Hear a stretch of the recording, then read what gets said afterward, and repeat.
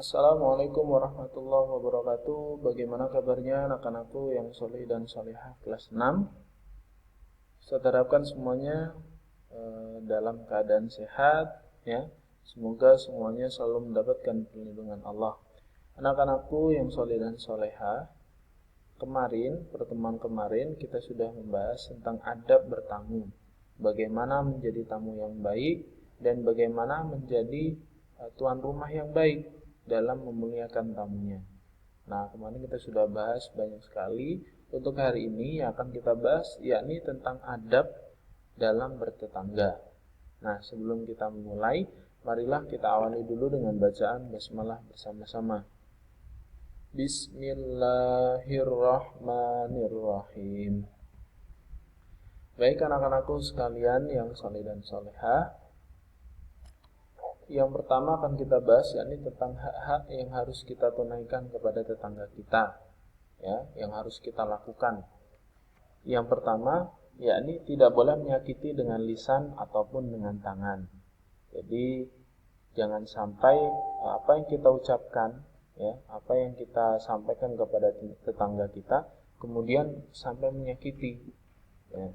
Jadi ini kalau sampai menyakiti maka bisa dibilang dosa, ya, dosa. Kenapa? Karena penyakit apalagi nanti bisa sampai menimbulkan permusuhan, benci. Nah, ini nanti dampaknya sangat buruk sekali.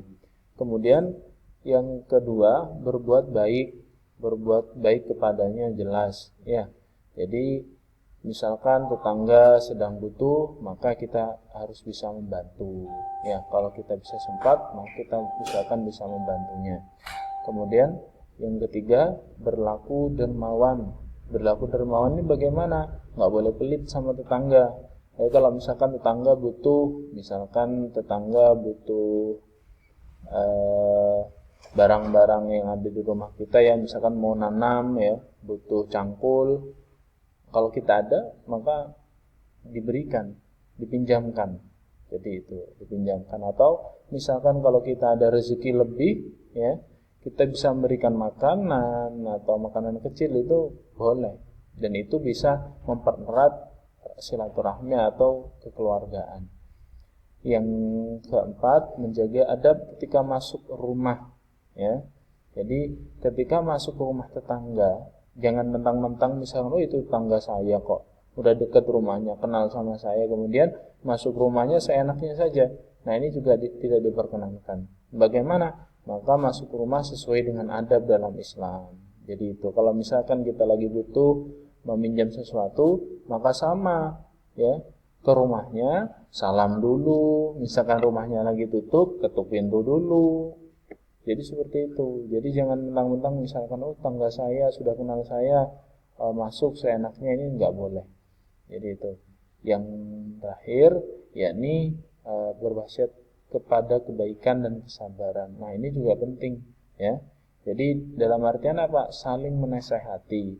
Jadi kalau misalkan lagi ngobrol sama tetangga, main sama tetangga, maka sangat bagus sekali ketika kita bisa sama-sama memberikan ilmu, ya, sama-sama sharing tentang kebaikan.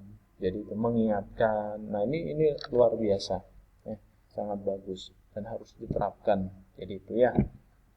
Nah, untuk yang selanjutnya ini adalah tugas, ya. Ini adalah tugas kalian. Ada pernyataan di sini. Yang pertama, menasihati tetangga dengan cara yang baik, setuju atau tidak setuju. Pilih yang mana, kemudian dicontreng dan berikan alasannya. Kalau setuju ini alasannya apa, kalau tidak setuju alasannya apa, semua. Jadi membuat kolom seperti ini, kemudian pernyataannya ditulis, buat kolom setuju dan tidak setuju, nanti dicontreng, berikan alasannya. Jadi kalau misalkan yang nomor 5 memasuki rumah tetangga seenaknya, oh setuju, alasannya kenapa? Karena sudah kenal. Nah, misalkan ini seperti itu. Nah, jadi diisi sesuai pernyataannya. Untuk yang selanjutnya yakni adab dalam bertetangga. Tadi sudah kita singgung, ya, hak-hak yang harus kita tunaikan kepada tetangga kita. Kurang lebih sama ya, berbuat baik kepada tetangga, menyayangi mereka seperti menyayangi diri sendiri. Jadi jangan menyinggung mereka ya. Kalau seandainya tetangga bahagia, kita juga ikut bahagia, jangan sebaliknya. Ya, tetangga bahagia kita sedih. Tetangga sedih kita bahagia. Nah, ini juga boleh. Tapi kalau tetangga bahagia, ikut juga kita bahagia. Kalau tetangga sedih ya, maka kita sebaliknya ya. Bukan berarti ikut sedih, tapi bagaimana menghiburnya misalkan. Jadi seperti itu.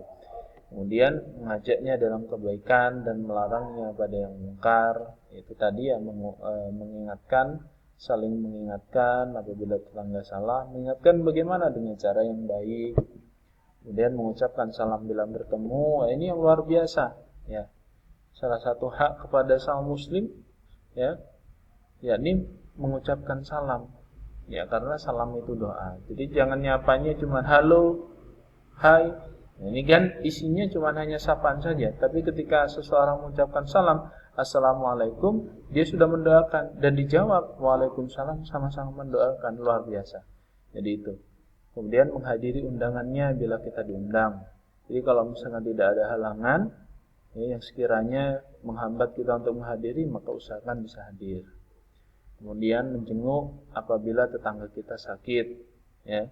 Jadi kalau tetangga kita sakit, kalau bisa dijenguk. Nah, bagaimana dengan kondisi yang seperti ini ya? Misalkan seperti ini ya, kondisi corona di mana-mana misalkan rawan ya, karena takut kalau misalkan tetangga sakit, kita mau jenguk misalkan takutnya ya, atau mungkin ya naudzubillah ada tetangga yang terkena corona misalkan. Maka kita menjenguknya bagaimana? Kalau misalkan tidak bisa menjenguk, kita ada sedikit rezeki, maka kita bisa serahkan ke tetangga kita. Jadi diberikan rezeki itu yang sedikit. Nah, kemudian apabila ada tetangga yang meninggal dan kita ada kesempatan, maka ikutlah mengurus jenazahnya.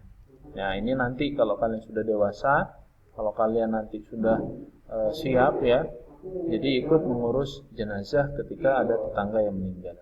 Jadi itu. Mungkin itu ya anak-anakku yang soleh dan solehah terkait dengan materi.